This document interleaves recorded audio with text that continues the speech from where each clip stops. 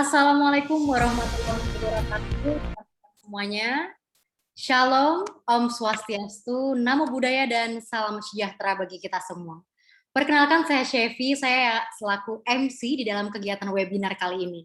Nah, senang sekali karena di sore hari ini kita bersama-sama bisa hadir di dalam webinar yang sangat luar biasa yang bertajuk How to Maximize Your Potential as a Law Student, menjadi mahasiswa hukum yang produktif, prestatif, dan kontributif. Webinar ini diselenggarakan oleh Paham Hukum, sebuah platform hukum yang aktif untuk melakukan konseling, edukasi, dan juga kajian. Nah, teman-teman yang belum follow Instagram Paham Hukum, bisa banget nih follow di @pahamhukum, bisa subscribe channel YouTube-nya dan juga ikuti di LinkedIn-nya. Nah, teman-teman sekalian, di dalam sore hari ini kita akan membahas satu hal yang luar biasa. Kita akan belajar dari dua sosok yang luar biasa, maka teman-teman diharapkan stay di sini sampai pada akhir acara di dalam Q&A di sesi terakhir nantinya. Nah, webinar kali ini teman-teman, kita harap teman-teman bisa mute mic-nya selama ada jalannya acara, kecuali ada Q&A, dan juga bisa menyalakan kameranya. Nah, agar tidak berlama-lama, teman-teman semuanya, mungkin saya akan menyerahkan panggung webinar ini kepada moderator kita, Fatimah. Di sini ada Fatimah yang merupakan salah satu co-founder dari Paham Hukum dan juga inti orang di dalam Paham Hukum, teman-teman. Fatimah ini merupakan mahasiswa magister di Fakultas Hukum Universitas Indonesia. Tanpa berlama-lama, saya menyerahkan ini ke Fatimah. Silakan, Fatimah. Baik, terima kasih kepada Shevi yang sudah membuka kegiatan kita pada siang menuju sore hari ini ya.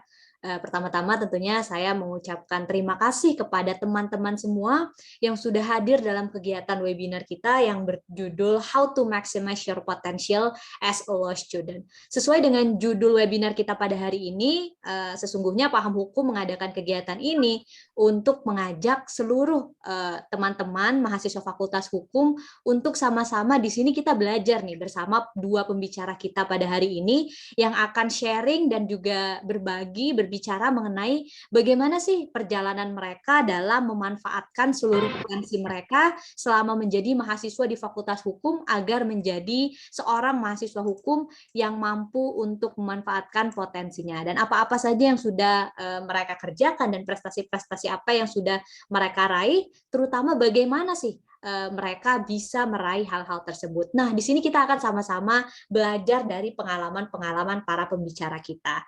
Nah, untuk itu saya pertama-tama akan memberitahu kepada teman-teman semua bahwasannya acara kita ini akan terbagi ke dalam 3 sesi, yaitu sesi penyampaian materi 1 yang akan disampaikan oleh pembicara pertama kita, yang kedua adalah sesi penyampaian materi 2 yang akan disampaikan oleh pembicara kedua kita, dan yang terakhir adalah sesi Q&A di mana teman-teman di sini bisa langsung nih bertanya kepada pembicara-pembicara kita pada hari ini.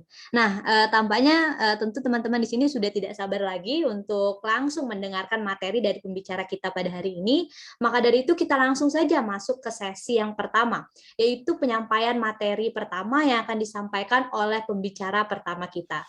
Nah, pembicara pertama kita dalam sesi pertama ini adalah Boy Crescendo Situmorang. Nah, Boy ini sendiri untuk sedikit profil kepada teman-teman semua, yaitu merupakan mahasiswa berprestasi USU tahun 2019, yang mana ia juga merupakan International Student of Humboldt University Jerman, dan juga Boy ini selama berkuliah telah meraih deretan prestasi, diantaranya adalah juara 1 dan juga Best Speaker Lomba Debat Hukum Nasional 2019 dan 2020, dan juga di tahun 2021 ini ia merupakan International Student of SOAS University of London. Nah, tentunya dari deretan prestasi dan juga pengalaman beliau ini, kita nantinya akan sama-sama dapat mempelajari banyak hal ya. Untuk itu, tanpa berpanjang-panjang, langsung saja saya mau menyapa dulu nih pembicara kita pada hari ini. Halo, Boy. Sehat, Boy? Halo, selamat sore teman-teman semua.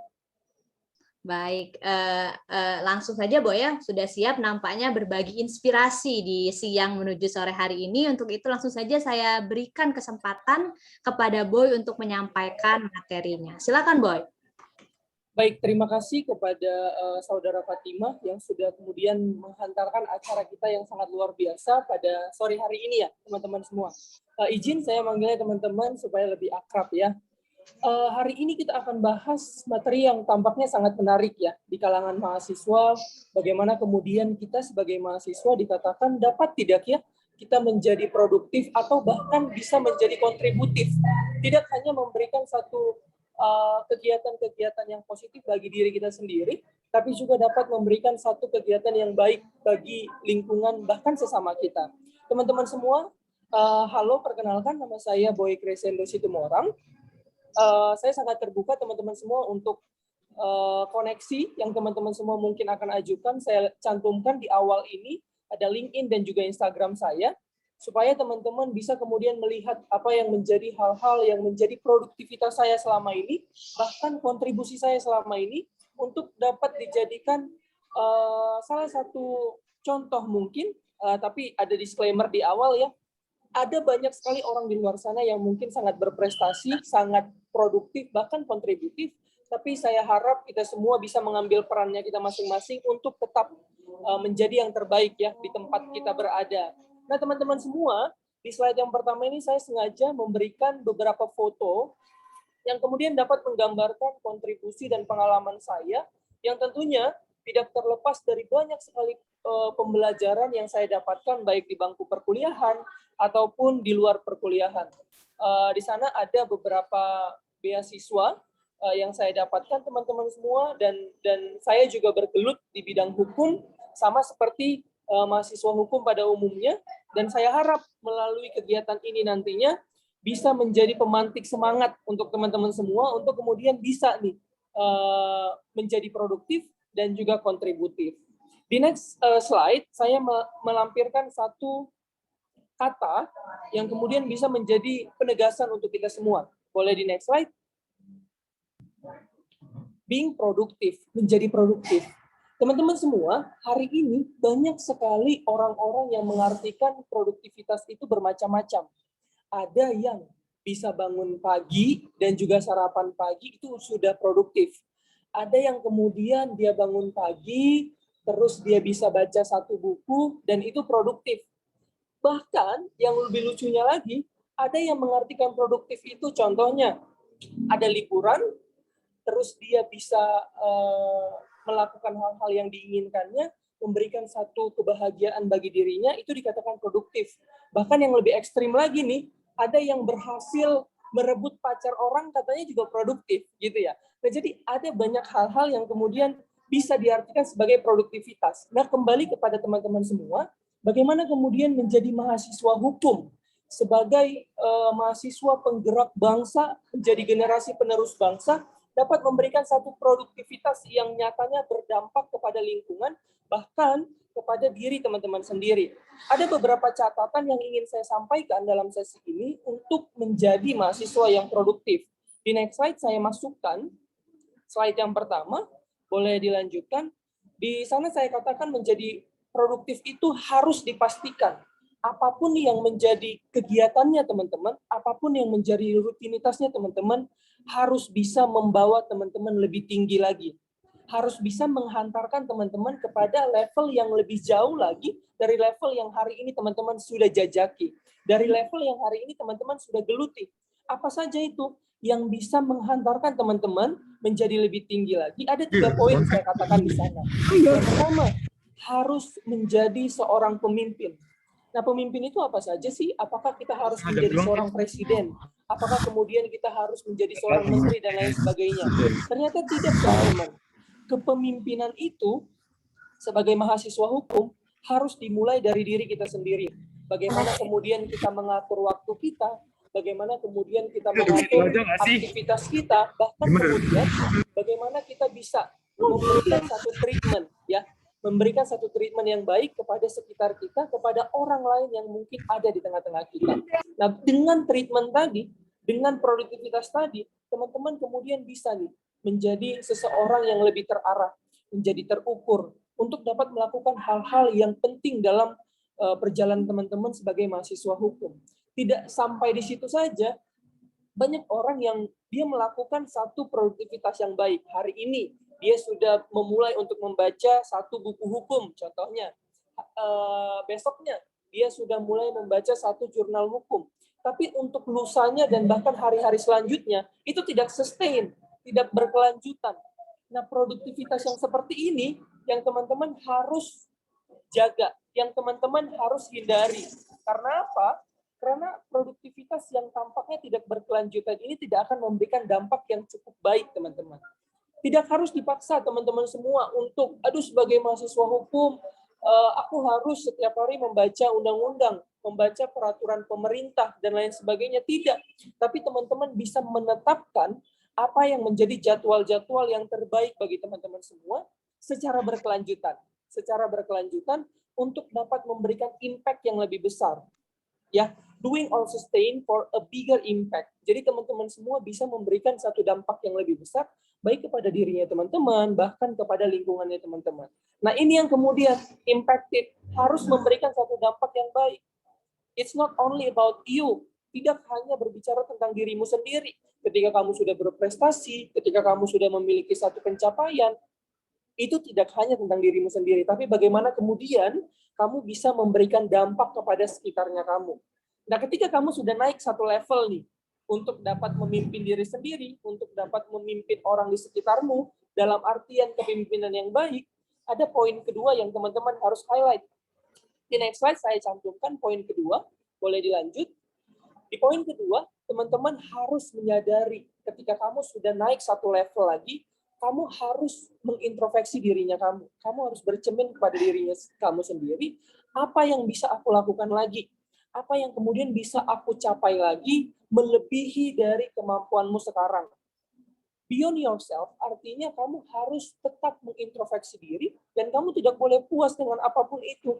Banyak sekali perlombaan-perlombaan kita sebagai mahasiswa hukum, teman-teman sebagai mahasiswa hukum yang mungkin bisa dapati ya, yang katanya perlombaan debat nasional, KTI nasional, dan itu rutin dilaksanakan oleh banyak sekali universitas bahkan lembaga negara di Indonesia. Nah, bagaimana kemudian teman-teman ingin menjadi seorang yang produktif? Nah, teman-teman harus kemudian melihat apa hal-hal yang bisa teman-teman ambil, tapi melebihi apa yang teman-teman miliki saat ini. Nah, ini yang kemudian menjadi pemacu. Walaupun pada akhirnya, ingat ya, selalu ada ambang batas, selalu ada poin di mana teman-teman harus memahami kemampuan diri teman-teman sendiri. Karena tidak mungkin saya seorang boy, saya melakukan segala hal. Saya mampu mencapai bahkan memenangkan segala hal. Tidak. Ada faktor kesehatan, ada faktor pikiran, ada faktor keluarga, dan banyak hal lain yang teman-teman mungkin harus pahami dalam konteks ini. Nah, dalam hal ini, bagaimana sih sebenarnya supaya teman-teman bisa beyond dari apa yang teman-teman miliki sekarang? Teman-teman harus memiliki jiwa yang profesional.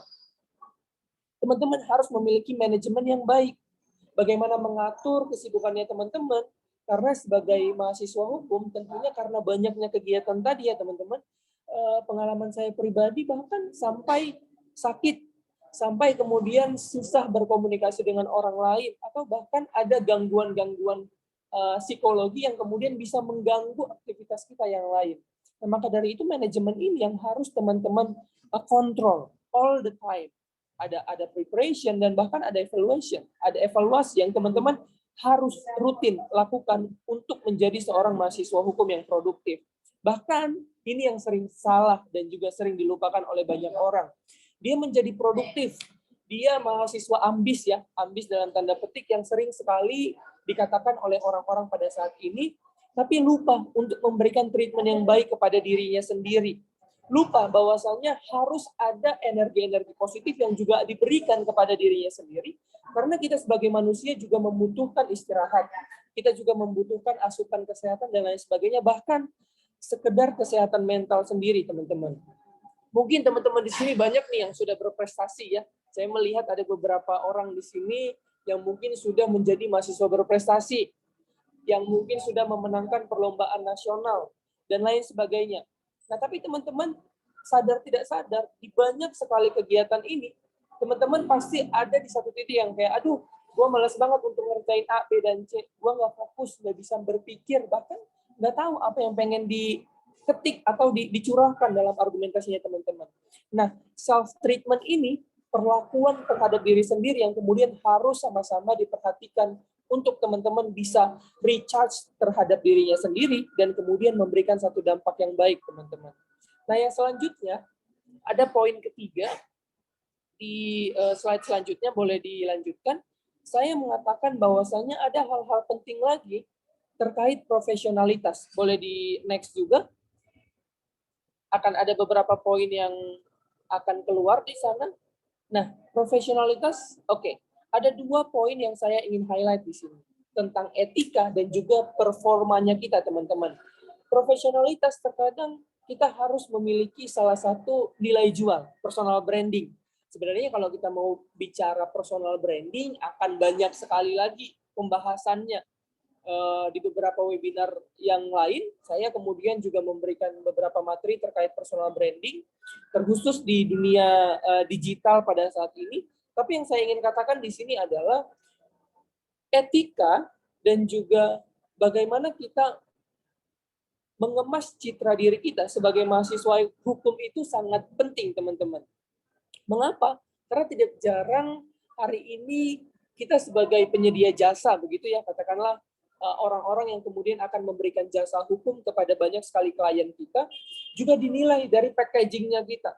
Walaupun sebenarnya itu tidak melulu tentang packaging saja, tapi tentang substansi yang kita miliki terkait hukum itu sendiri. Tapi packaging ini yang bisa di tahap awal menghantarkan kita kepada produktivitas yang sesungguhnya. Karena ketika orang lain melihat packaging kita baik, packaging kita rapi, begitu ya, dan juga menarik, bahkan itu yang akan memberikan satu peluang-peluang baru sehingga kita bisa lebih produktif lagi. Bahkan seperti yang saya katakan tadi, tidak hanya sampai kepada packaging itu saja, tapi harus ada performa yang baik juga. Jadi usahakan nih ya, kalau dulunya waktu SMA mungkin teman-teman semua adalah orang yang pendiam, orang yang pemalu, atau bahkan takut ketika berhadapan dengan orang lain. Nah, performa yang lebih harus teman-teman terapkan ketika teman-teman sudah menjadi mahasiswa hukum. Harus ada public speaking. Nah, public speaking itu kemudian tidak hanya bertitik tumpu bagaimana teman-teman menyampaikan argumentasi, bagaimana teman-teman menyampaikan visi misi atau apapun yang ada di pikiran teman-teman, tapi juga terkait audiensnya. Apakah audiens sesuai dengan apa yang teman-teman sampaikan? Apakah kemudian hal-hal itu penting yang harus teman-teman pikirkan begitu? Boleh dimundur lagi mungkin slide-nya.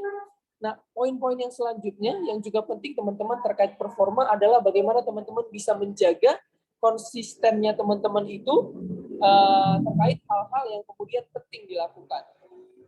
Boleh dimundur beberapa slide, mungkin tadi ada yang ke-skip ya. Ya, boleh dimundur lagi sebentar. Oke. Nah, ini yang kemudian saya sebutkan dengan profesionalitas. Sehingga ketika teman-teman sudah profesional, sudah memiliki basic untuk menjadi produktif, jadi sudah tidak ada lagi ketika teman-teman hanya bisa ngegodain pacarnya orang, contohnya. Teman-teman mengklaim itu sebagai produktif. Ketika teman-teman bisa berfoya-foya atau kemudian menghabiskan waktu yang sebenarnya bisa dimanfaatkan lebih positif lagi, teman-teman mengklaim sebagai produktif. Nah, 3 poin ini yang saya harap teman-teman bisa highlight untuk memilih produktivitas yang sebenarnya harus dilakukan oleh seorang mahasiswa hukum. Nah, selain produktif, teman-teman, produktif kepada diri kita sendiri, kita juga harus kontributif. Apa yang bisa kita lakukan terhadap orang-orang di sekitar kita. Di slide selanjutnya, saya katakan pay it forward. Orang-orang di sekitar kita, boleh dilanjut. Orang-orang di sekitar kita kemudian harus merasakan apa yang bisa kita berikan berdasarkan apa yang bisa kita dapatkan.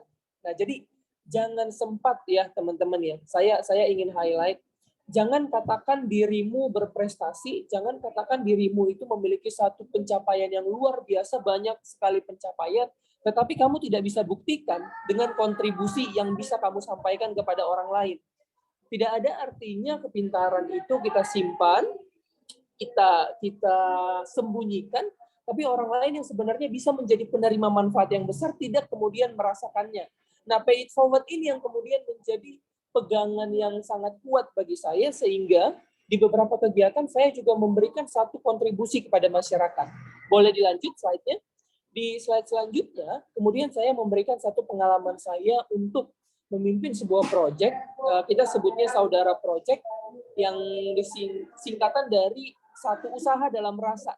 Nah, jadi di awal di awal pandemi kemarin, kita dan teman-teman penerima beasiswa Excel Future Leader, kebetulan saya dipercaya sebagai ketua di penerima beasiswa Excel Future Leader. Di sana saya kemudian menginisiasi dengan teman-teman untuk memberikan satu bantuan, bahkan juga satu dampak yang baik terhadap pengembangan soft skill. Jadi kita buat soft skill program, tapi orang-orang yang masuk itu tadi harus berdonasi, dan di sana kita akan memberikan donasinya kepada orang-orang yang membutuhkan yang terpapar dengan COVID-19. Nah, mungkin hal-hal ini sudah biasa dilakukan oleh banyak sekali organisasi, banyak sekali orang. Tapi kita mau buat unik di sini. Ada 6 webinar, tapi 6 bahasa. Nah, kita ambil 6 bahasa daerah yang kemudian kita pakai per klaster. Jadi klaster pertama itu ada bahasa daerah Jawa, ada bahasa daerah Batak Toba, ada bahasa Nias, ada bahasa Palembang, Aceh, dan seterusnya. Nah, hal-hal ini yang kemudian teman-teman bisa memberikan kontribusi. Jadi tidak ada alasan mahasiswa hukum itu harus bergelut hanya kepada bidang hukum saja. Ternyata tidak. Kita bahkan bisa melestarikan bahasa daerah, bahkan kearifan lokal. Bahkan di sana kami menayangkan adanya pertunjukan-pertunjukan lokal yang kemudian bisa memberikan satu kontribusi yang baik terhadap kearifan lokal. Di sana kita mengundang 11 speakers, sampai 34 partnership, 400 lebih peserta yang kemudian ikut berdonasi. Kita hanya menjalankan itu di 3 minggu saja, teman-teman. Jadi bayangin ada 6 webinar dan kita lakukan di 3 minggu, tapi dengan persiapan dan evaluasi yang panjang tentunya.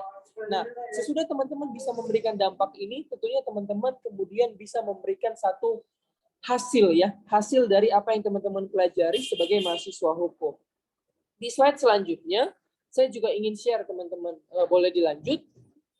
Ada beberapa hal yang bisa menjadi koreksi, ada beberapa hal yang bisa menjadi feedback bagi teman-teman sendiri, gitu ya. Di sini saya memberikan beberapa preview terkait apa yang sudah saya lakukan. Contohnya, saya memberikan satu materi dalam sebuah webinar, saya memberikan satu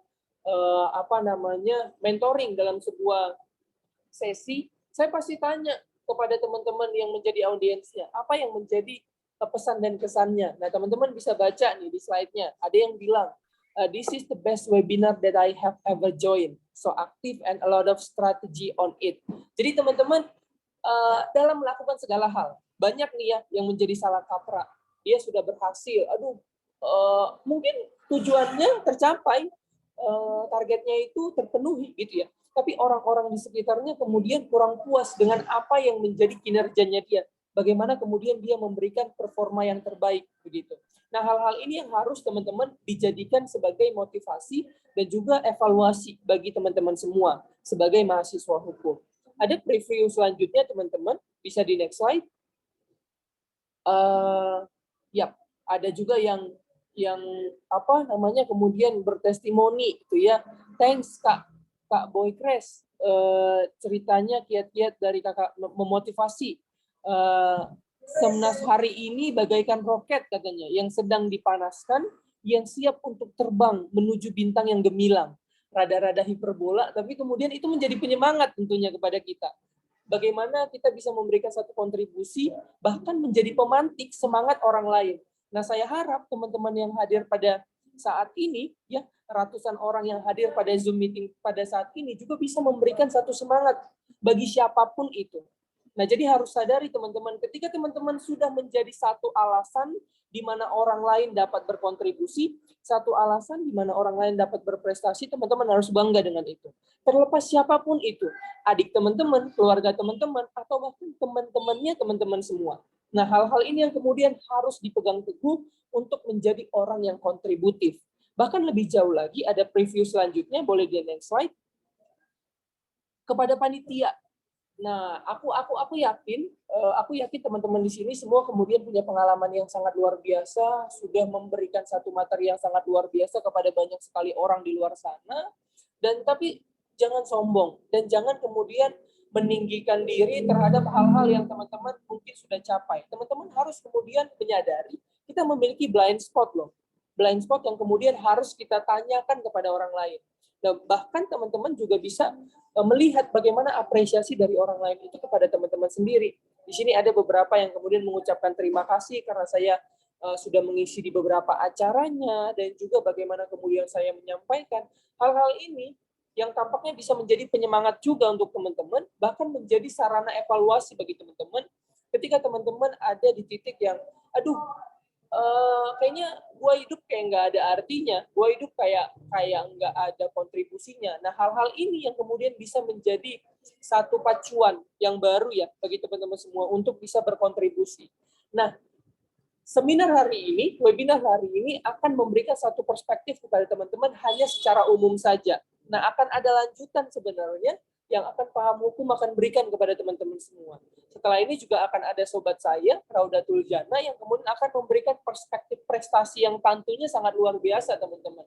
Bagaimana kemudian beliau bisa memenangkan perlombaan A, B, dan C, menjadi delegasi A, B, dan C. Dan teman-teman tentunya sebagai mahasiswa hukum ya, saya ingin katakan dalam perspektif nasional dan juga internasional, generasi muda Indonesia itu tampaknya tidak kekurangan sumber daya yang berkualitas begitu. Kita ini semua memiliki daya saing yang tampaknya juga sangat berpotensi untuk bisa jauh ke depan, untuk bisa memberikan dampak ke depan. Maka dari itu, saya harap beberapa preview ini kemudian menjadi pemantik pada teman-teman, aku harus mencari apa lebihnya aku. Aku harus mencari di mana kekuatannya aku, sehingga aku harus memaksimalkan itu, sehingga apa yang aku miliki tadi, itu yang akan menjadi kontribusiku ke depan. Itu yang akan menjadi salah satu nilai jualku ke depan. Seperti teman-teman bisa baca, saya punya pengalaman untuk memenangkan perlombaan A, B, dan C, menjadi delegasi di tingkat nasional, internasional, bahkan menjadi mahasiswa internasional. Ada 2 pengalaman saya kemarin, teman-teman, di Humboldt University Jerman dan juga SOAS University of London. Nah, hal-hal ini yang kemudian teman-teman harus menjadi pacuan begitu ya. Bagaimana mahasiswa hukum itu tidak hanya bergelut dengan hal-hal yang secara substansial adalah sebenarnya bisa dikembangkan lagi gitu ya. Nah, supaya teman-teman berpikir lebih luas dan juga dapat memberikan dampak yang baik bagi diri sendiri dan juga bagi orang lain. Di slide selanjutnya, teman-teman, boleh dilanjutkan. Ini yang menjadi pesan saya yang terakhir di sesi ini ya, maksudnya ya, pesan terakhir di sesi ini. Ada yang senyum-senyum nih, saya bilang pesan saya yang terakhir ini kakaknya kayak udah mau kemana aja gitu ya. Ini pesan saya yang terakhir untuk sesi ini, teman-teman harus clear dan juga balance. Apa yang saya maksudkan itu? Kamu harus tahu apa sih end goal-nya kamu, apa yang pengen kamu tuju. Atau ketika kamu belum tahu tujuannya kamu, paling tidak kamu sudah tahu tangga per tangga yang harus kamu hadapi. Kamu harus tahu kayak setahun lagi aku punya target apa, 2 tahun lagi aku punya target apa, dan seterusnya. Nah, itu yang kemudian menjadi panduan, itu yang menjadi koridor bagi teman-teman untuk dapat meniti karirnya teman-teman sebagai mahasiswa hukum. Dan ketika teman-teman sudah mengetahui hal itu semua, teman-teman harus secara bijaksana dapat memanage semua hal-hal yang berkaitan dengan itu, semua yang kemudian bisa mendukung itu, sehingga teman-teman bisa menjadi mahasiswa yang produktif, bahkan kontributif, tidak hanya bagi diri sendiri, tapi juga kepada orang lain di sekitar teman-teman. Untuk sesi pada hari ini, pada sore ini, saya cukupkan di sana, karena ada keterbatasan waktu. Nanti kita boleh sharing-sharing lagi, teman-teman. Terima kasih banyak. Kembali saya tutup sesi ini dengan ucapan terima kasih, dan teman-teman boleh banget untuk berkoneksi dengan saya ya. Kalau misalnya biasanya ada hal-hal yang tidak bisa saya jawab dalam sesi ini, pasti saya akan jawab melalui sosial media saya. Ada Instagram, ada LinkedIn, teman-teman bisa DM, bahkan untuk follow-followan juga saya sangat terbuka untuk itu ya teman-teman ya. Nah, kalau misalnya ada teman-teman lihat beberapa hal yang bisa menjadi pembelajaran, beberapa hal yang kemudian bisa menjadi semangat bagi teman-teman, saya sangat welcome untuk share kepada teman-teman. Terima kasih, semoga sesinya bermanfaat, bisa menghantarkan teman-teman menjadi satu pribadi yang lebih baik lagi, satu pribadi yang mungkin bisa berdampak lebih luas lagi, sama seperti kita ingin membangun paham hukum, tentunya memberikan satu dampak yang baik kepada seluruh masyarakat Indonesia, mewujudkan masyarakat yang paham hukum. Sekian dari saya, terima kasih teman-teman, have a nice day, tetap sehat, dan saya kembalikan kepada moderator kita. Terima kasih. Baik, terima kasih kepada Boy Crescendo Situmorang atas penyampaian materi di sesi pertama ini ya. Boy tadi sudah memberikan ya, mungkin kalau boleh saya bilang mengungkap beberapa kunci-kunci rahasia nih untuk menjadi mahasiswa yang produktif dan juga bagaimana cara untuk memaksimalkan potensi. Kalau misalnya dari sekian banyak kunci yang diberikan Boy tadi ada 2 nih yang saya catat, yaitu untuk menjadi mahasiswa yang produktif dan juga mampu untuk memaksimalkan potensi adalah yang pertama konsisten, walaupun hal-hal kecil tapi apabila hal tersebut baik dan juga positif, apabila kita konsisten melakukannya, itu akan menjadi hal besar di kemudian hari. Dan yang kedua adalah bagaimana kita untuk terus memberikan impact, jadi setinggi apapun kita nanti, sebanyak apapun prestasi yang kita raih, tentu penting untuk kita tetap memberikan impact dengan cara-cara yang kita bisa. Terima kasih kepada Boy atas penyampaian materinya. Nah, itu untuk sesi pertama tadi, penyampaian materi yang sudah disampaikan oleh pembicara pertama kita. Sekarang kita masuk ke sesi penyampaian materi yang kedua. Nah, di sini kita lagi-lagi akan mendapatkan kunci-kunci dan juga cerita pengalaman dari pembicara kita yang kedua ini mengenai bagaimana cara untuk kita sebagai mahasiswa hukum secara spesifik dapat memaksimalkan potensi kita. Nah, di sini kita akan belajar dari pengalaman-pengalaman yang telah dilalui oleh pembicara kedua kita ini, dan juga bagaimana pembicara kita yang kedua ini berprestasi dan lain-lain. Kita tentunya akan kembali belajar di sesi penyampaian materi yang kedua ini. Nah, untuk itu izinkan saya untuk memperkenalkan pemateri kita di sesi yang kedua ini, yaitu Raudatul Jannah. Jadi Raudatul Jannah ini merupakan salah satu sahabat saya yang berprestasi, saya biasa memanggilnya Odet. Beberapa deretan prestasi yang sudah diraih oleh Odet adalah ia merupakan mahasiswa berprestasi Universitas Syekh Kuala dan juga ia merupakan grand finalis mahasiswa berprestasi nasional. Dan deretan raihan prestasi yang sudah ia raih juga adalah ia merupakan juara 1 dari lomba debat konstitusi yang diadakan oleh Mahkamah Konstitusi tingkat nasional, dan juga ia merupakan juara 1 debat konstitusi nasional MPR RI di tahun 2018, dan di tahun 2019 kembali berpartisipasi di lomba yang sama, debat konstitusi MPR RI, dan ia berhasil untuk menjadi juara 2 sekaligus pembicara terbaik. Odet juga merupakan presenter of the 5th Annual Student Conference Paragon University Cambodia di tahun 2019. Nah, itu merupakan deretan-deretan prestasi dan juga pengalaman-pengalaman yang telah diraih oleh Odet. Untuk itu langsung saja kita masuk ke sesi pemaparan materi yang kedua. Pertama-tama mungkin saya ingin menyapa dulu nih pembicara kita pada sore hari ini. Halo Odet, bagaimana kabarnya? Sehat ya semoga. Halo Kak Fatima dan semua Sobat Paham Hukum, sehat Alhamdulillah. Kapan apa kabar Kak? Alhamdulillah sehat juga. Baik, kayaknya teman-teman kita di sini sudah tidak sabar lagi untuk mendengarkan materi dan juga mungkin tercerahkan ya pada sore hari ini dari pengalaman-pengalaman dan juga mungkin Odet akan berbagi tips dan juga kunci-kunci bagaimana sih cara menjadi mahasiswa yang produktif dan juga memaksimalkan potensinya. Silakan tanpa berlama-lama lagi, saya berikan kesempatan kepada Odet untuk menyampaikan materinya. Oke, terima kasih banyak Kak Fatima selaku moderator. Oke, Assalamualaikum warahmatullahi wabarakatuh. Selamat siang, menjelang sore, dan salam sejahtera bagi kita semua. Shalom, Om Swastiastu, Namo Buddhaya, salam kebajikan. Nah, di sini ada sekitar 120 partisipan. Terima kasih banyak udah join di acara webinar nasional Paham Hukum kali ini. Nah, di kesempatan kali ini saya Raudatul Jannah, tadi beberapa profilnya udah disebutkan oleh Kak Fatima selaku moderator, akan sedikit bercerita dan juga berdiskusi dengan sobat Paham Hukum sekalian. Nah, di sini kita kalau boleh saya asumsikan, karena temanya ini mahasiswa Fakultas Hukum, berarti mayoritas dari para peserta merupakan mahasiswa dari Fakultas Hukum, atau mungkin bahkan terdiri dari mahasiswa baru, atau bahkan hingga ke fresh graduate dari Fakultas Hukum. Nah, di kesempatan kali ini kita bakalan sama-sama nih ngebahas berprestasi sebagai mahasiswa hukum, kenapa tidak gitu kan ya. Nah, mungkin boleh di next slide.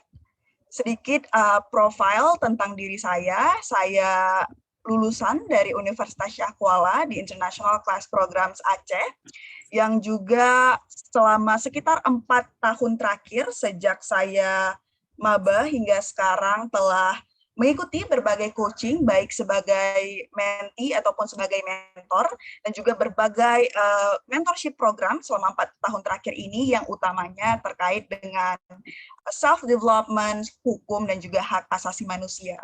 3 hal yang sampai sejauh ini menjadi sedikit tolak ukur saya dan juga sedikit alasan kenapa pada akhirnya saya memiliki patience di bidang tersebut, gitu ya istilahnya. Nah, hal tersebut saya lakukan karena saya ngerasa bukan cuma corporate nih, bukan cuma perusahaan yang punya corporate social responsibility, tapi selaku individu, selaku manusia juga punya yang namanya personal social responsibility. Karena apa, teman-teman? Karena aku pribadi berasal dari berbagai hal yang dibantu oleh teman-teman yang lain sebelumnya. Aku dibantu oleh mentorku, aku dibantu oleh fasilitatorku, aku dibantu oleh teman-teman yang suportif, bahkan aku dibantu oleh orang-orang yang sebelumnya nggak aku kenal untuk mau sama-sama membangun aku hingga aku bisa menjadi orang yang seperti sekarang. Itulah kenapa kita bisa berprestasi ataupun bisa memiliki perjalanan yang panjang sejauh ini juga karena dukungan dan juga support dari orang-orang yang selama ini membantu kita. Itu salah satu alasan kenapa aku juga mendedikasikan diriku untuk melakukan personal social responsibility dalam berbagai kesempatan yang ada selama 4 tahun terakhir. Boleh di next slide mungkin? Nah, karena tadi udah diasumsikan bahwa teman-teman di sini adalah mahasiswa Fakultas Hukum, aku pengen tahu dong guys, kira-kira alasan kalian masuk Fakultas Hukum ini apa? Karena sebelum kita ke jenjang yang lebih jauh, membahas yang lebih kompleks, kita harus tahu dulu initial plan, alasan utama, dan juga kenapa kira-kira at the very first place, pertama-tama kita masuk ke Fakultas Hukum. Ada mungkin yang mau sharing, boleh raise hands, atau mungkin boleh di chat juga. Ada nggak kira-kira yang mau raise hands dari 116? 116 partisipan, see you guys, siapa kira-kira yang mau sharing nih ke teman-teman yang lain, sekaligus juga mungkin ngelatih public speaking kita selaku mahasiswa Fakultas Hukum. Kira-kira ada nggak yang mau cerita? Marcella? Maybe tadi nge-unmute. Gimana nih guys? Ada nggak kira-kira yang mau sedikit cerita atau sedikit, oh Zian katanya rencananya mau jadi jaksa. Wow, Zian ini dari awal masuk Fakultas Hukum, udah tahu nih kira-kira mimpi dia ke depan pengen jadi apa. Zian mungkin boleh di-share sedikit Zian. Kenapa kira-kira dari awal udah pengen?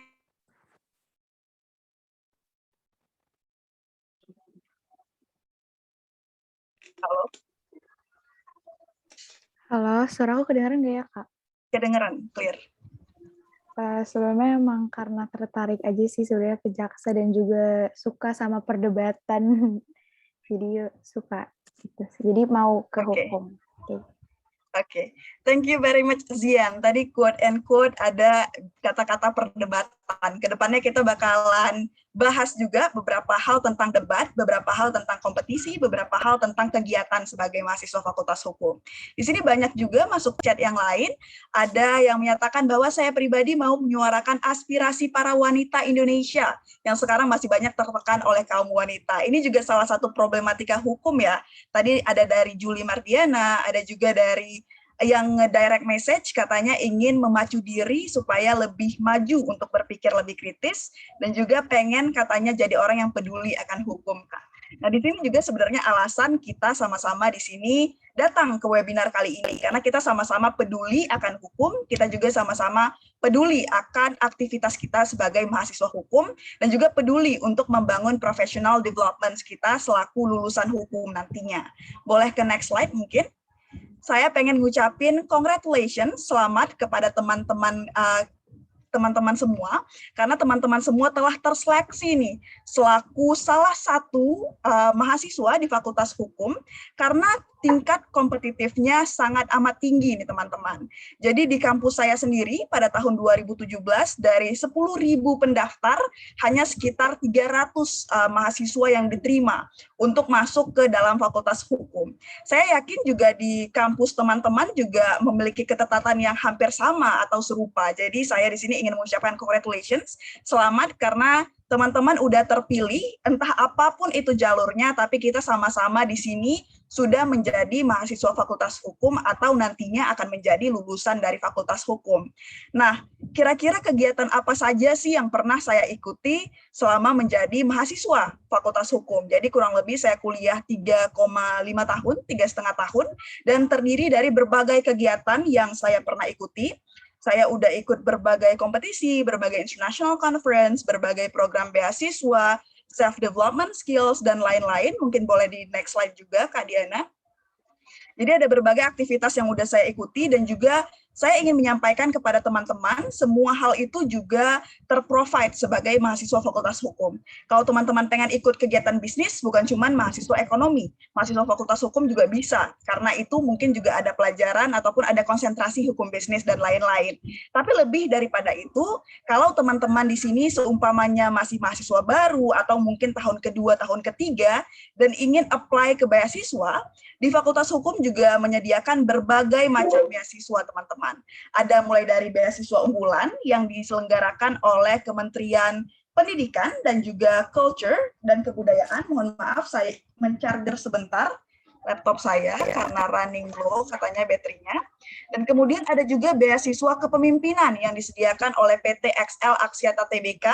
Ada namanya beasiswa XL Future Leaders, ada berbagai beasiswa lain juga yang diselenggarakan, ada bidik misi, ada beasiswa studi etos, beasiswa PPA, KSE, atau karya Selemba 4, dan lain-lain. Nah, saya pribadi sekarang saat ini masih aktif di beasiswa unggulan dari Kementerian Pendidikan dan Kebudayaan, itu klasternya beasiswa unggulan masyarakat berprestasi Indonesia. Kemudian saya juga aktif sebagai penerima awardee sama seperti Boy sebelumnya di XL Future Leaders, salah satu CSR Corporate Social Responsibility yang diadakan di bawah PT XL Axiata Tbk, dan juga sekarang aktif ada self development programs dari McKinsey & Company, salah satu largest consulting management company di dunia, yang namanya Young Leaders for Indonesia Wave 13. Nah, kalau teman-teman nantinya, karena kita juga tidak bisa membahas itu secara kompleks di sini, boleh nantinya menghubungi saya secara personal untuk mungkin mau itu coaching, mau tanya-tanya tentang beasiswa atau apapun itu, mungkin boleh ke next slide. Sedikit overview bahwa sebelumnya saat aktif menjadi mahasiswa, saya mengikuti berbagai kegiatan, ada lebih dari 50 kompetisi yang saya ikuti dan berbagai penghargaan.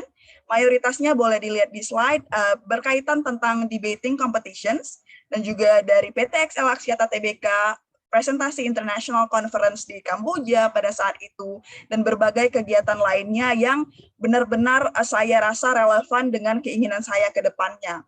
Saya aktif di debat konstitusi, baik itu yang diselenggarakan oleh Majelis Permusyawaratan Rakyat Republik Indonesia ataupun Mahkamah Konstitusi Republik Indonesia.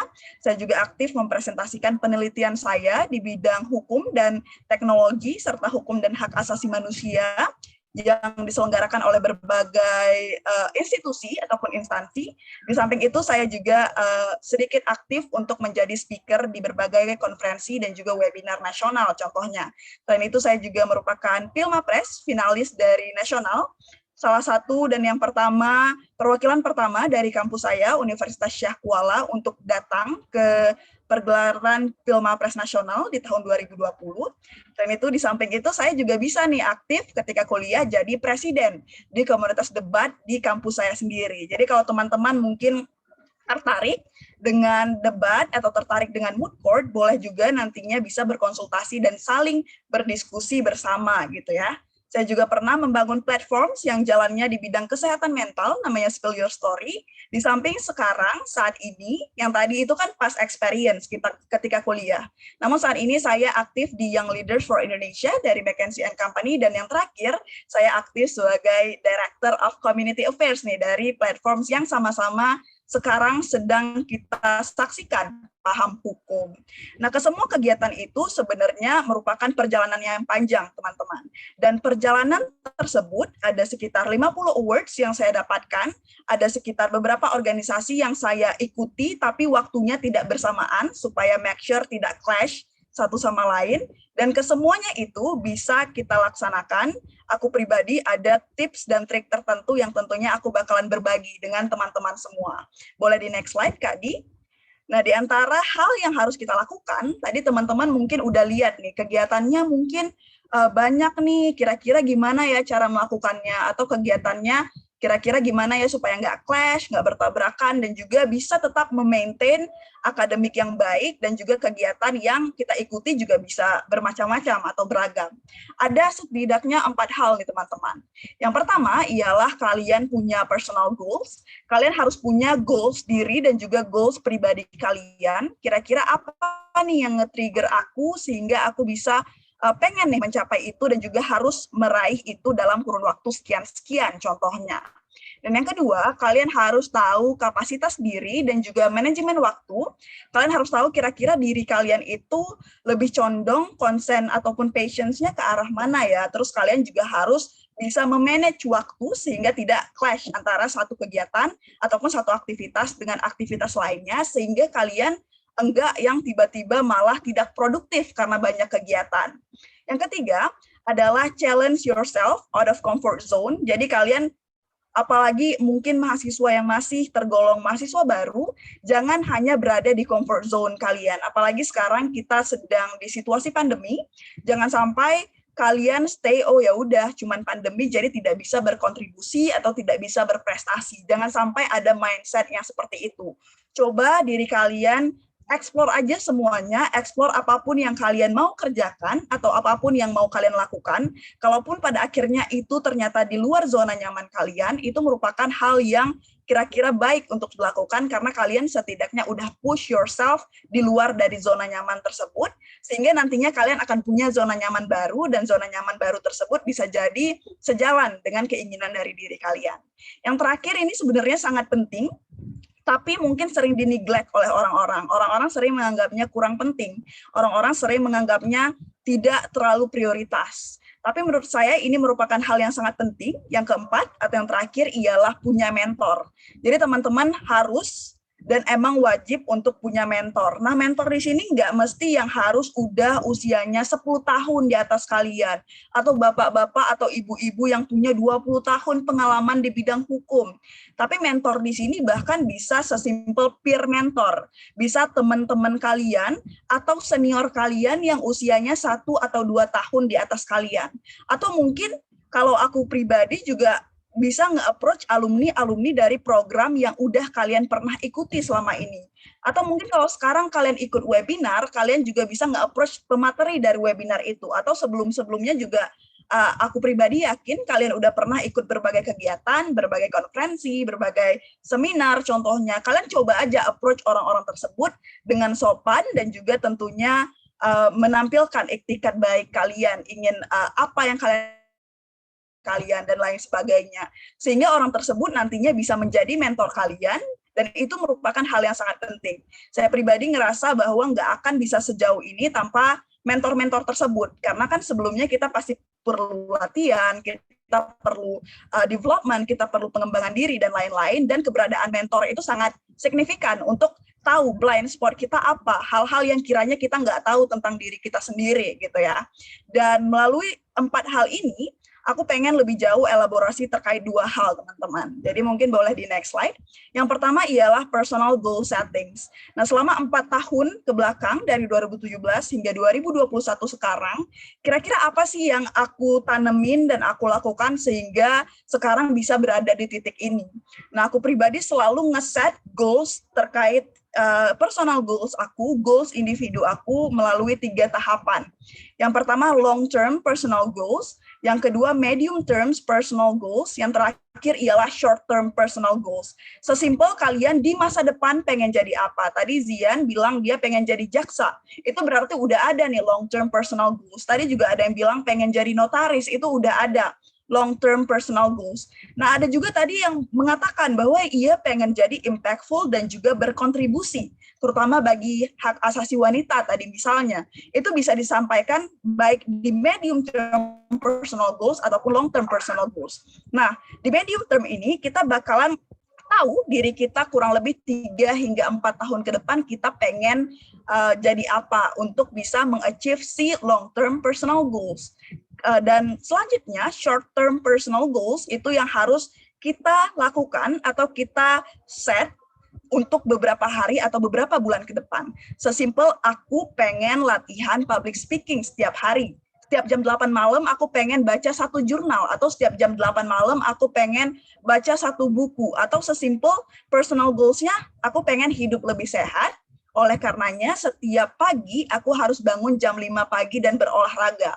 Itu masuk ke dalam short term personal goals yang harus kalian set sedini mungkin. Kalau kalian mungkin selama ini belum pernah meng-set ataupun mengatur hal tersebut, untuk nantinya kalian bisa dilatih disiplin, bisa dilatih bagaimana caranya berkomitmen, hingga pada akhirnya bisa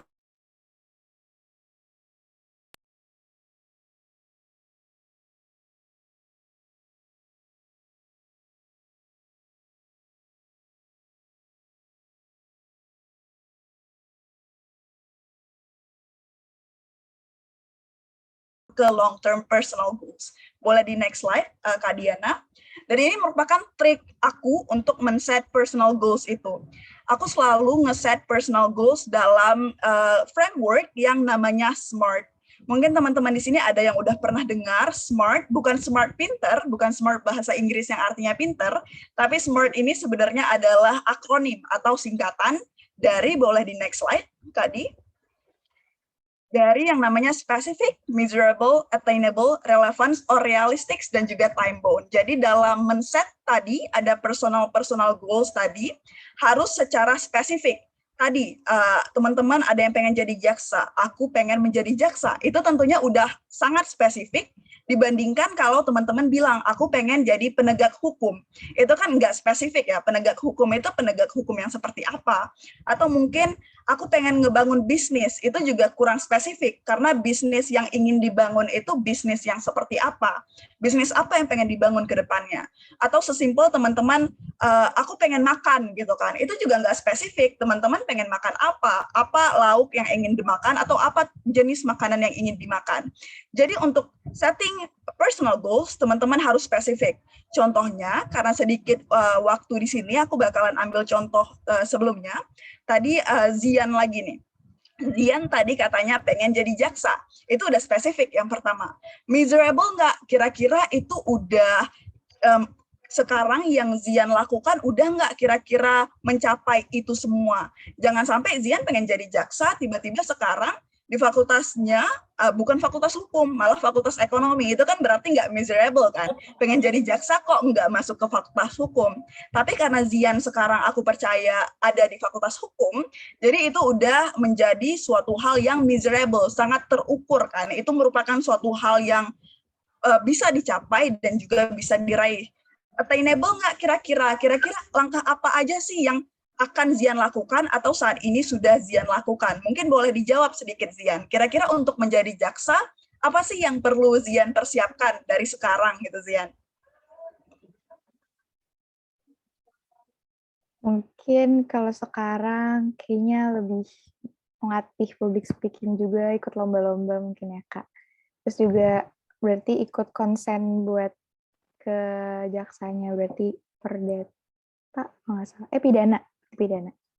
Kayak gitu sih. Oke. Thank you Zian. Tadi Zian udah bilang nih, udah ngeset di pemikirannya dan juga udah punya istilahnya short term to medium term personal goals-nya. Dia pengen belajar public speaking, dia pengen tadi katanya konsentrasinya pidana karena dia pengen jadi jaksa, kemudian dia juga pengen ikut-ikut kompetisi. Nah yang harus di breakdown lagi melalui attainable tadi ialah tadi, ketika Zian pengen ikut kompetisi, ini bukan cuma berlaku untuk Zian ya teman-teman. Jadi teman-teman juga yang lain juga bisa menetapkan ini ataupun menerapkan ini dalam menggapai mimpi kalian. Kalau tadi Zian katanya pengen ikut kompetisi,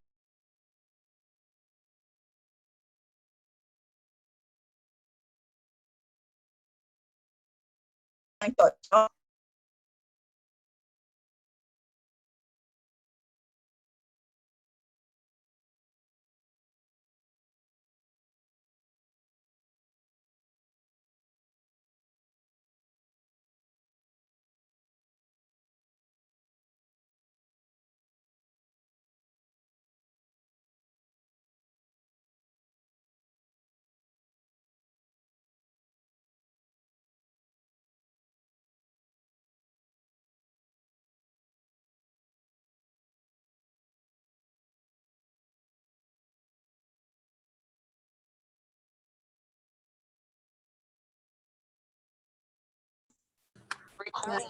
Halo Odet.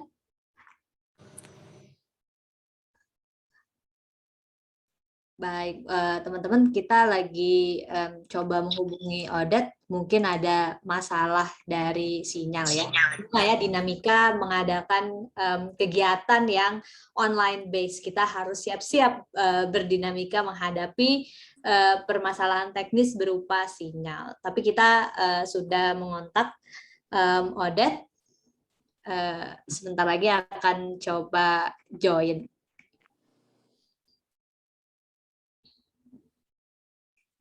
Nah, aku lihat di sini ada sekitar 121 partisipan ya yang hadir dalam webinar How to Maximize Your Potential as a Law Student ini. Nah, mungkin beberapa di antara kalian kalau misalnya ada yang punya pertanyaan, boleh banget langsung taruh di kolom chat. Nanti di sesi Q&A habis penyampaian materi ini bakal langsung aku bacakan ataupun nanti aku pilih untuk langsung teman-teman menyampaikan. Jadi boleh langsung tulis di kolom chat apabila ada pertanyaan, biar nanti bakal menjadi bahan yang didiskusikan bersama pembicara kita pada hari ini. Nah, tampaknya pembicara kita sudah hadir kembali. Odet, bagaimana jaringannya? Udah stabil? Tampaknya sudah. Saya kembalikan lagi kepada Odet untuk melanjutkan. Thank you, Kak Fatimah. Jadi mohon maaf teman-teman, kita karena online juga ada technical problem. Semoga tadi nggak terlalu mempengaruhi jalannya penjelasan kita hari ini.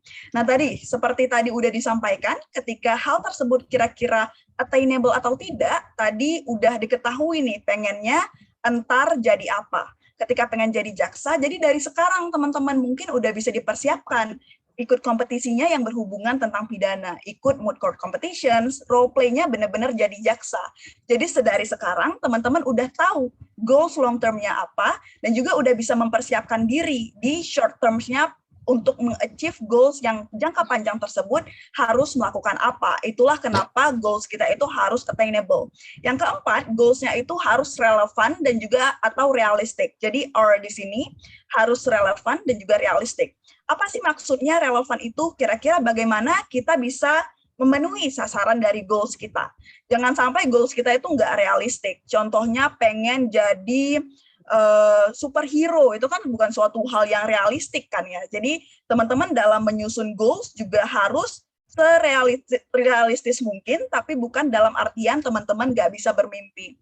Realistis di sini dalam artian harus relevan dengan background ataupun dengan apa yang teman-teman inginkan. Jangan sampai yang teman-teman inginkan itu hanya terjadi di fiksi, katakanlah. Yang terakhir ialah time bound, sesuai dengan waktu yang teman-teman set.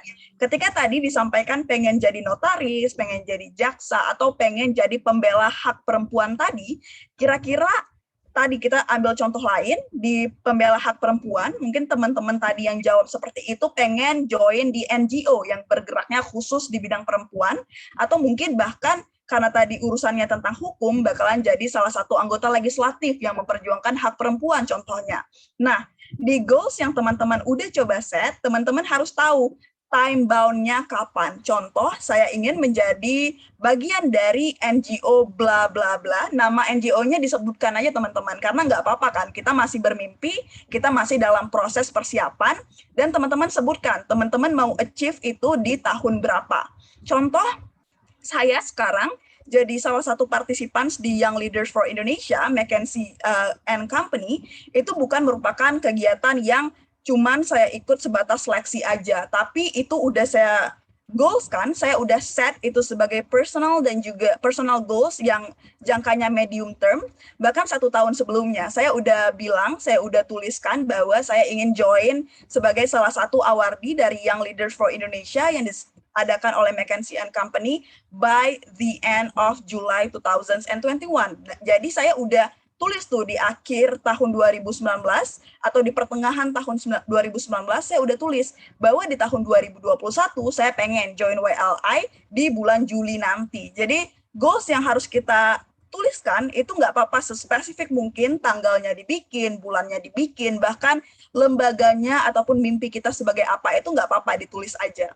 Toh mimpi itu kan gratis, kalaupun nanti teman-teman kira-kiranya haluannya berubah, atau kira-kira di tengah menemukan jalan lain, passions lain, atau hal lain yang buat teman-teman lebih bersemangat, ya nggak apa-apa. Personal goals itu bisa berubah seiring perjalannya waktu dan seiring dengan apa yang teman-teman pengen ke depannya. Jadi jangan sampai takut untuk menulis mimpi kalian, dan jangan sampai takut untuk nge-set personal goals kalian. Mungkin boleh di next slide. Dan yang aku rasa penting juga, nggak kalah penting, dan juga mungkin jadi salah satu terakhir materi aku hari ini ialah terkait time management. Tadi poin kedua aku, selain tadi yang pertama set personal goals, yang kedua ada time management. Nah, untuk mengachieve semua personal goals kalian itu, aku pribadi sangat merasa time management merupakan hal yang sangat penting. Jadi jangan sampai teman-teman kayak sekarang, aku pengen jadi orang yang produktif, aku pengen jadi orang yang berkontribusi dan impactful ke sesama. Oleh karenanya aku pengen join 5 organisasi bersamaan. Itu bukan malah produktif, itu malah akan menjadi teman-teman mungkin ketika time managementnya masih kacau, akan menjadi pribadi yang tidak impactful di kelima-lima organisasi tersebut. Jadi kalau boleh menyarankan kepada terutama adik-adik yang baru saja masuk ke dunia perkuliahan, kalian pilih aja beberapa ataupun 1 atau 2 bahkan mungkin udah cukup organisasi yang mungkin teman-teman ngerasa ini passion saya, ini yang memang saya pengen lakukan. Contohnya ketika teman-teman pengen di debat atau public speaking, boleh join di komunitas debat atau komunitas apapun itu yang berkaitan tentang speech mungkin atau public speaking lainnya. Atau ketika teman-teman juga suka riset, boleh join ke komunitas riset. Begitu juga dengan ketika teman-teman suka mood court, teman-teman bisa join ke mood court. Atau sesimpel teman-teman suka tentang self-development, bisa join berbagai organisasi tentang self-development. Tapi jangan sampai hal tersebut membuat ketika join tidak punya time management yang baik. Nah, aku pribadi mungkin sedikit pengalaman, aku selalu mengorganisir segala kegiatanku dalam Google Calendar. Jadi di samping itu merupakan asli dari Google Calendarku yang aku screenshotkan. Jadi aku harus make sure nih setiap harinya nggak ada kegiatan yang saling tumpang tindih, yang saling bentrok antara satu dan sama lain gitu istilahnya. Jadi aku jadi tahu skala prioritasku itu kemana, kira-kira kegiatanku dalam setiap harinya itu seperti apa, dan lain-lain. Nah, perbedaan warna yang ada pada Google Calendar itu juga menentukan skala prioritas dan juga menentukan perbedaan jenis kegiatan. Contohnya yang kuning kegiatan yang temanya A, yang abu-abu katakanlah itu merupakan kegiatan rutin harian membaca buku. Kemudian yang hijau kegiatan lain, yang kuning itu juga kegiatan lain, dan yang bawahnya juga ada tuh notifications untuk read. Jadi setiap hari aku mengusahakan untuk membaca dari jam 7 hingga jam 8 malam itu. Dan kalaupun itu nggak bisa dilaksanakan di jam 7 hingga jam 8, aku biasanya mencari waktu lain yang untuk mensubstitusi itu tadi, jam 7 sampai jam 8 kan berarti 1 jam. Jadi 1 jam mana yang kira-kira aku lowong, yang kegiatannya bisa aku gunakan untuk membaca tadi. Jadi teman-teman dengan memiliki time management yang baik, teman-teman pada akhirnya bisa bekerja secara lebih smart tadi itu. Bukan cuman secara lebih hard. Karena segimanapun teman-teman bekerja, kita pasti capai pada titik di mana kita itu lelah, di mana kita itu ngerasa burnout, dan lain-lain. Jadi yang aku harapkan dari materi kita hari ini, bagaimana teman-teman bisa mengelola hal itu semua untuk memaksimalkan potensi teman-teman. Nah, sedikit disclaimer, prestasi di sini bukan cuma dalam hal akademik, bukan cuma yang menang lomba atau juara nasional, atau mungkin ikut konferensi internasional, tapi di sini juga teman-teman gimana teman-teman bisa mencari tahu apa yang diri teman-teman inginkan, itu juga udah merupakan prestasi yang sangat luar biasa.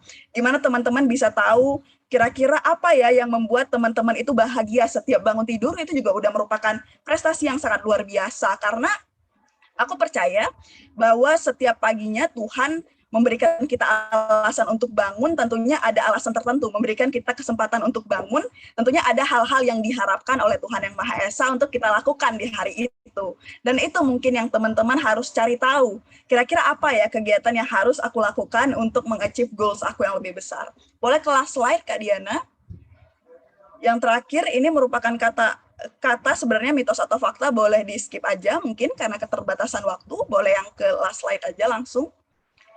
Yang terakhir adalah kata-kata yang saat ini selalu aku pegang, ialah don't let your dreams stay dreams, do what people think you cannot do and prove them wrong. Jadi ketika ada teman-teman yang mungkin dikatakan nggak mungkin melakukan A, nggak mungkin melakukan B, ya udah nggak apa-apa, jangan biarkan mimpi kalian itu hanya sekedar mimpi. Coba maksimalkan potensi kalian dan coba memaksimalkan apa yang kalian punya itu untuk melakukan yang terbaik.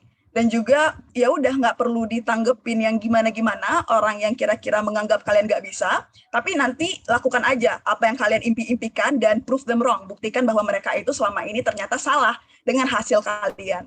Nah, kalau kalian mungkin ingin berkoneksi dengan aku atau mungkin ingin berdiskusi lebih lanjut terkait ingin coaching ataupun ingin ada apapun itu yang ingin didiskusikan, bisa ke Instagram @raudatds, bisa juga ke LinkedIn untuk melihat beberapa kegiatan dan juga berkoneksi bersama di Raudatul Jannah atau email di raudatul@xlfutureleaders.com. Mungkin sekian, balik lagi ke Kak Fatimah. Baik, terima kasih kepada Odet atas penyampaian materinya di sesi kedua ini. Lagi-lagi kita kembali belajar ya. Kalau misalnya saya pernah membaca itu katanya paling bagus kita itu belajar dari orang-orang yang memang sudah berpengalaman. Nah, kita belajar mengenai how to maximize our potential as a law student langsung dari pembicara-pembicara yang merupakan sosok-sosok mahasiswa Fakultas Hukum yang memang sudah memaksimalkan potensinya, terbukti dari raihan-raihan prestasi hingga gelar-gelar dan juga pengalaman-pengalaman yang telah mereka raih selama berkuliah. Kalau ada hal yang menarik dari yang disampaikan oleh Odet tadi yang bisa saya kutip adalah cara bagi kita untuk memaksimalkan potensi kita adalah yang pertama, setting a clear goal. Jadi kita harus tahu nih kita mau apa impian kita, apa cita-cita kita, dan itu harus kita set sebagai goal kita. Dan yang kedua itu adalah challenge ourselves. Jadi jangan pernah takut untuk challenge diri kita. Itu yang merupakan kunci mengapa pembicara kita tadi bisa mencapai dan juga meraih beberapa hal-hal yang memang sudah sudah dicita-citakan. Nah, selanjutnya kita masuk nih ke sesi yang akan lebih interaktif mungkinnya, yaitu sesi Q&A. Nah, kita akan langsung melakukan sesi tanya jawab. Jadi di kolom chat ini sudah ada nih banyak sekali pertanyaan dari teman-teman semua. Jadi dalam sesi pertanyaan ini akan terbagi ke dalam 3 sesi. Di dalam setiap sesi akan ada 3 penanya. Nah, untuk 3 penanya pertama ini, mungkin saya mau memberikan kesempatan langsung kepada Julie Mardiana, boleh untuk langsung menyampaikan pertanyaannya. Julie Mardiana? Halo Julie Mardiana. Oke, kalau gitu akan saya bantu untuk membacakan pertanyaannya dari Julie Mardiana. Nah, pertanyaan dari Julie Mardiana adalah, saya mau tanya nih Kak, jadi gimana sih Kakak ngehadapin keadaan jatuhnya seorang pejuang yang mau berjuang buat jadi mahasiswa berprestasi versi Kakak? Dalam artian yang dia usahakan belum berbuah manis. Itu pertanyaan pertama dari Julie Mardiana. Selanjutnya pertanyaan kedua di sesi pertama ini dari Amelia Christine. Boleh kepada Amelia Christine mungkin untuk menyampaikan pertanyaan secara langsung? Maaf, izin off cam ya, Kak. Boleh langsung aja menyampaikan pertanyaannya kepada Amelia, silakan. Jadi yang ingin saya tanyakan sebelumnya, kan kalau misalnya di beberapa kampus itu nggak selalu komplit organisasi atau komunitas seperti ALSA, seperti kayak Mood Court gitu-gitu. Nggak semua kampus punya komunitas seperti itu. Apa boleh kalau misalnya kita join sama kampus lain yang bukan dari kampus kita? Terima kasih, Kak. Baik, terima kasih kepada Amelia Christine. Selanjutnya pertanyaan terakhir di sesi pertama ini ada dari Arifani Nur Cahya. Boleh kepada Arifani Nur Cahya untuk menyampaikan pertanyaannya secara langsung? Halo Kak, saya Arifani, izin off cam ya Kak, saya lagi di luar. Boleh, langsung menyampaikan pertanyaannya. Jadi saya di sini sebagai mahasiswa baru, ingin tahu, saya tertarik dengan lomba-lomba seperti esai dan legal opinion, dan dalam dua hal itu, dalam bidang apa sih saya tuh harus ngunggulinnya gitu. Dengan rencana saya ke depan, saya ingin menjadi notariatan. Cukup sekian Kak. Baik, terima kasih kepada Arifani Nur Cahya. Untuk pertanyaan di sesi pertama mungkin boleh langsung dijawab kepada pembicara kita pada hari ini. Silakan.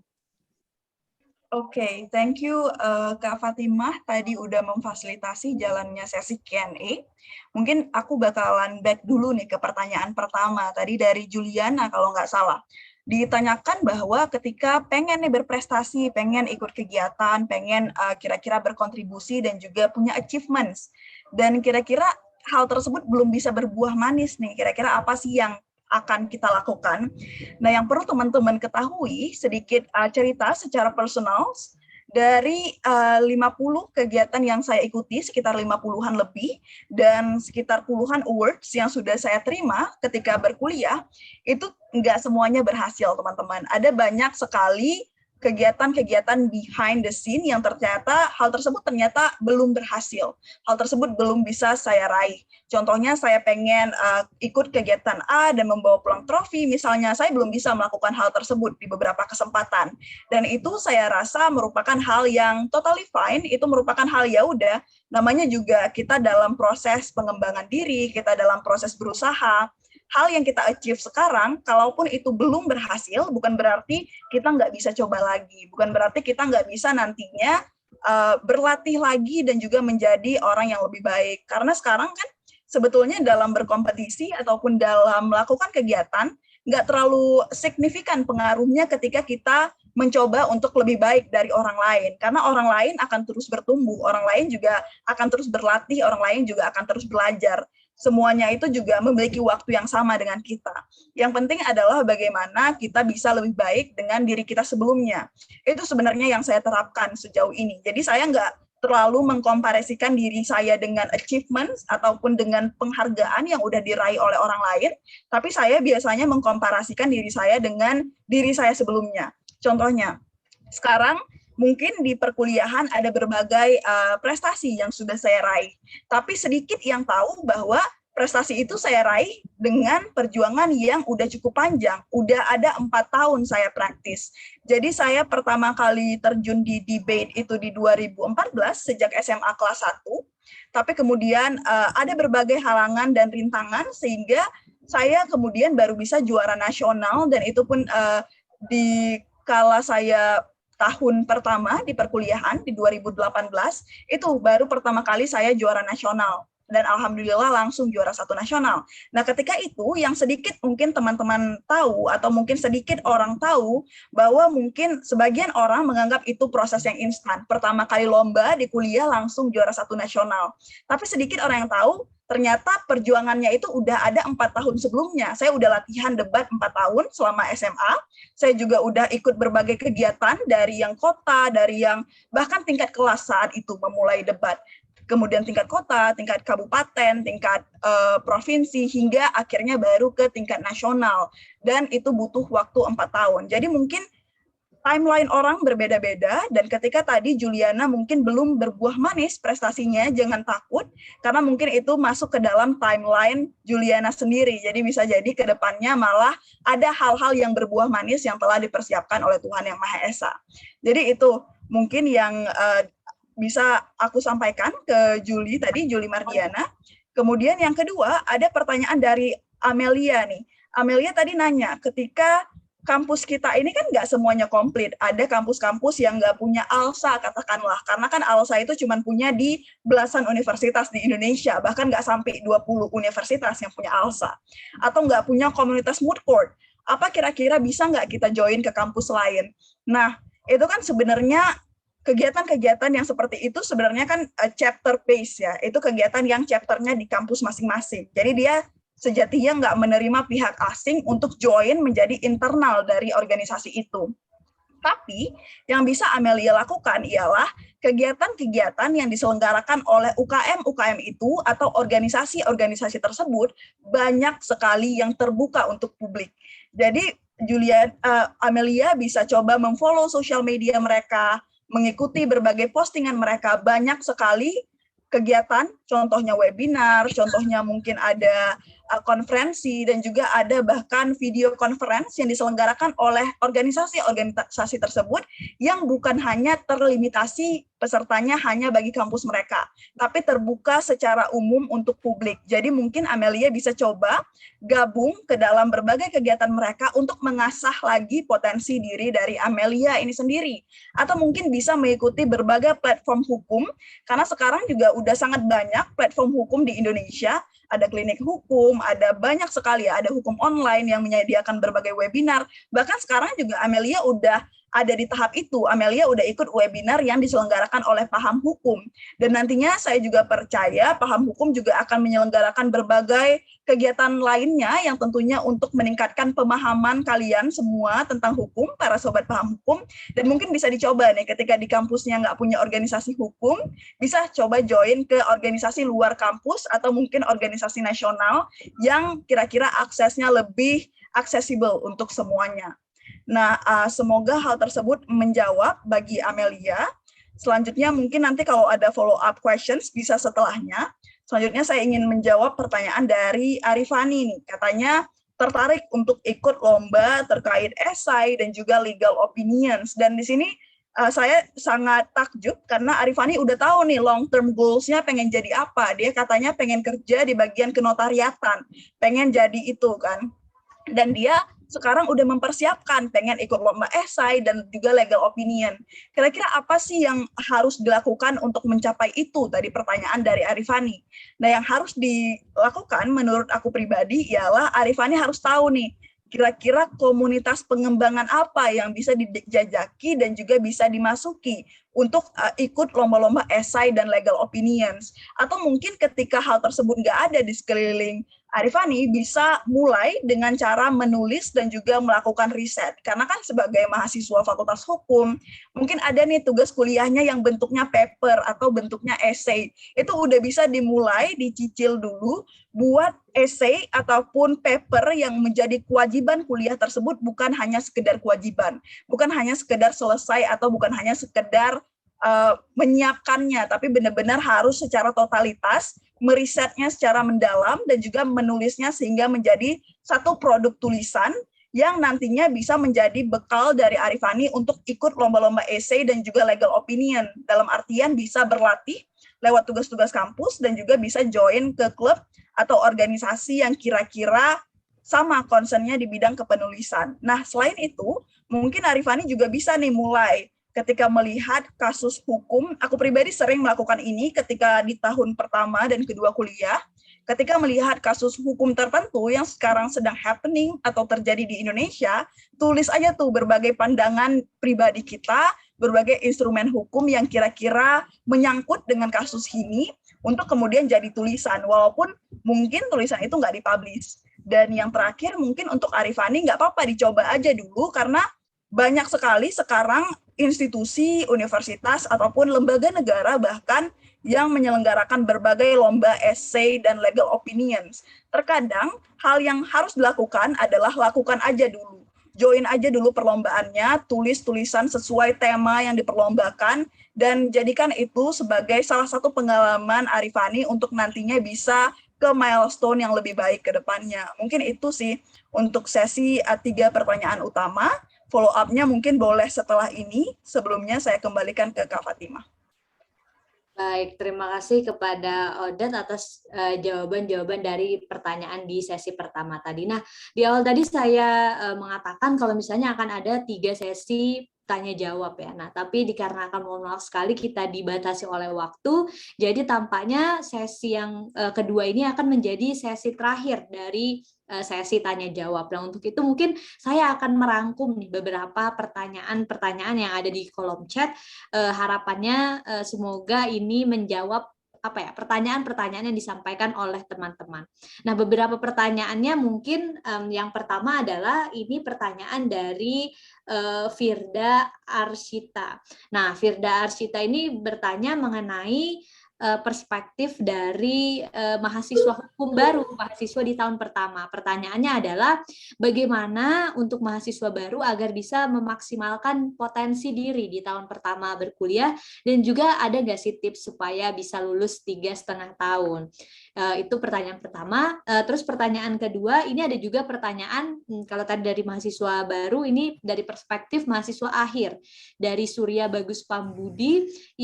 Surya Bagus Pambudi ini bertanya, Kak Odet kan baru lulus nih. Nah, saat tahun terakhir sebagai mahasiswa, mindset dan idealisnya Kak Odet saat itu seperti apa ya, Kak? Karena saat ini saya masuk ke semester 7 dan ingin memaksimalkan sisa waktu saya di kampus. Itu pertanyaan yang kedua. Terus pertanyaan selanjutnya ini ada juga dari Yanma Aditya Pratama. Ada pertanyaan menarik yang disampaikan oleh Yanma Aditya Pratama ini, yaitu ia bertanya kalau misalnya kakak tadi menyebutkan sebelumnya bahwa tips dan trik menjadi mahasiswa hukum berprestasi itu tahu kapasitas. Apakah jika kita tidak memiliki kapasitas yang mumpuni pada suatu kegiatan, apakah kita harus mencari hal lain yang memungkinkan atau dapat memaksimalkan diri kita untuk masuk dalam kapasitas suatu kegiatan tersebut. Jadi bagaimana kalau misalnya kita tertarik, mungkin berminat, tetapi kita tidak memiliki, belum memiliki kapasitas. Bagaimana cara kita mungkin untuk meningkatkan kapasitas, atau bagaimana pandangan dari pembicara sendiri. Nah, mungkin itu 3 pertanyaan terakhir yang ada di kolom chat. Mungkin mohon maaf sekali kalau misalnya belum merangkum pertanyaan-pertanyaan ataupun rasa penasaran dari teman-teman sekalian karena keterbatasan waktu. Boleh kepada pembicara untuk langsung menjawab pertanyaan ini. Oke, terima kasih lagi Kak Fatimah selaku moderator. Langsung aja, karena juga keterbatasan waktu, saya akan coba ngejawab dari pertanyaan yang disampaikan Firda.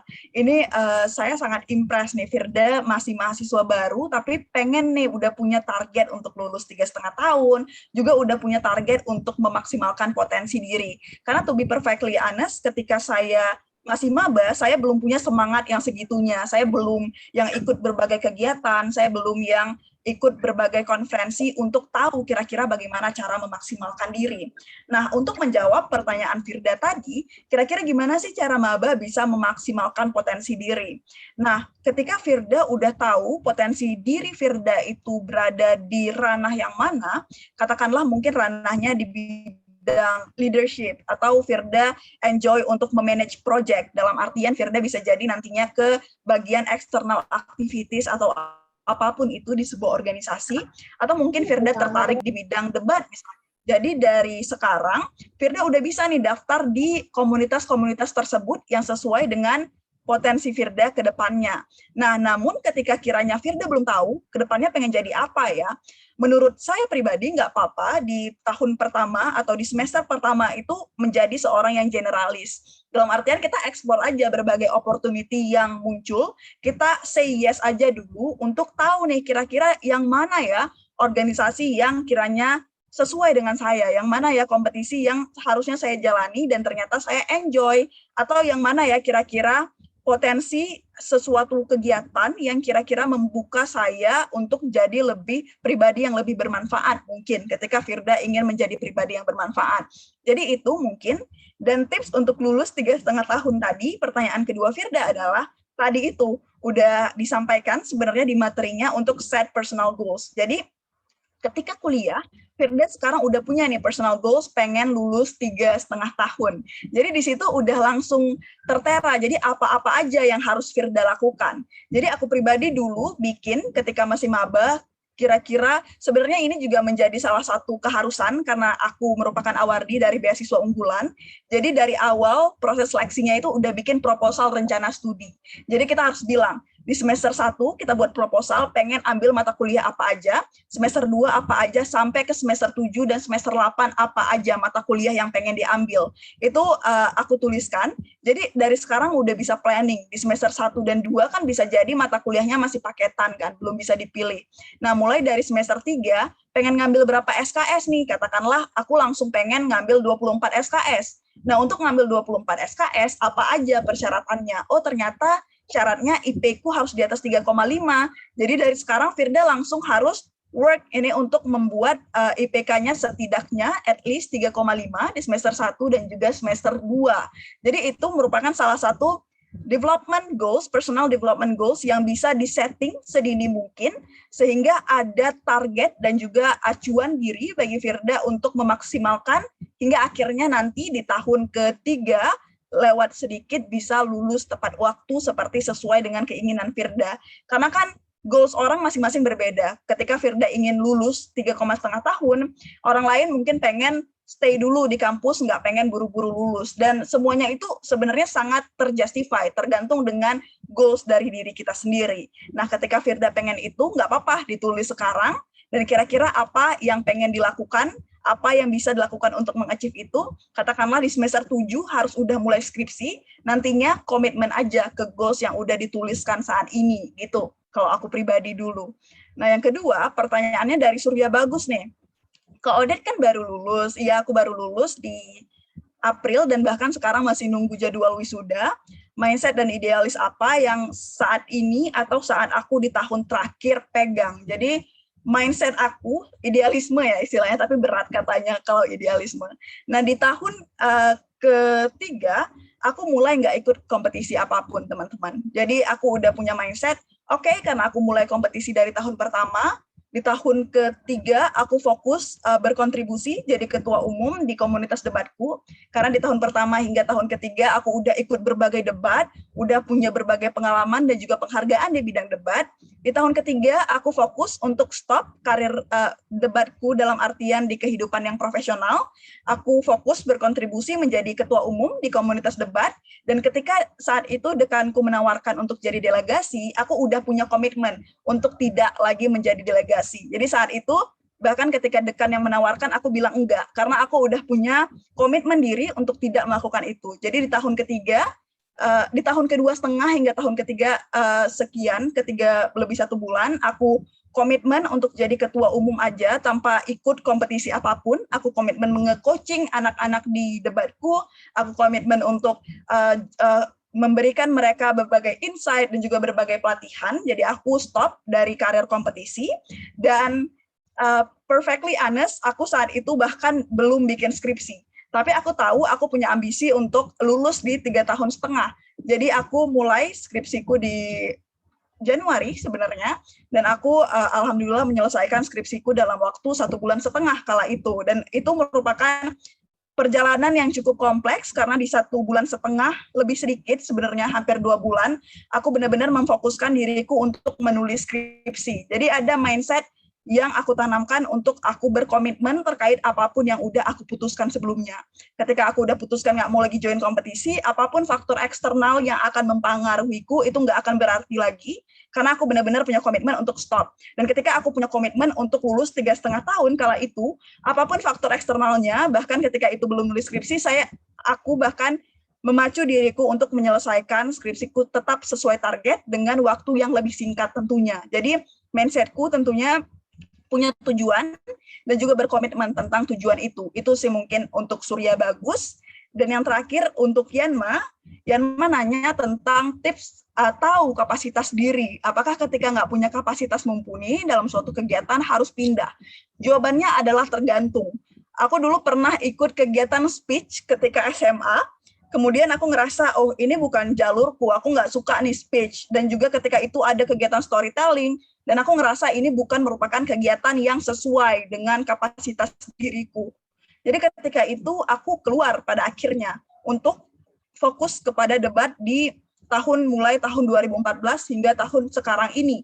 Nah, Tapi lagi-lagi itu semua tergantung dengan diri Yanma sendiri. Ketika Yanma ngerasa nggak punya kapasitas, apakah kira-kira itu benar-benar nggak punya kapasitas atau benar-benar bukan sesuatu yang Yanma enjoy, atau sebenarnya Yanma enjoy melakukan itu, tapi itu bukan merupakan suatu hal yang membawa yang dirasakan kira-kira Yanma masih kurang dengan peer ataupun rekan-rekan Yanma yang lain. Karena itu merupakan dua hal yang berbeda ya. Kita punya kapasitas dengan kita tidak sama pace-nya dengan rekan-rekan kita, itu merupakan dua hal yang berbeda.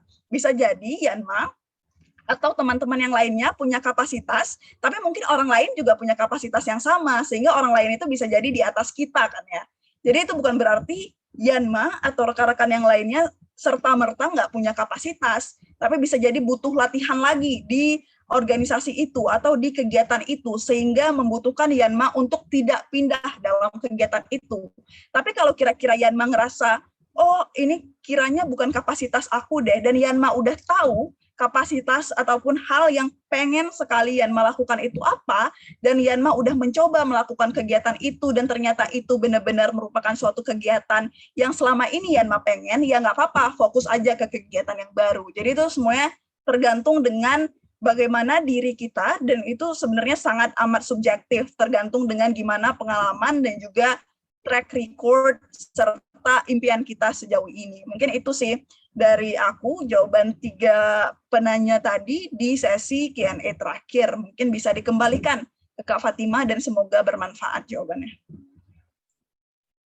Baik, nah dengan dijawabnya pertanyaan di sesi Q&A yang terakhir tadi, maka selesai pula ya 3 sesi kegiatan webinar Nasional Paham Hukum dengan tema How to Maximize Your Potential as a Law Student.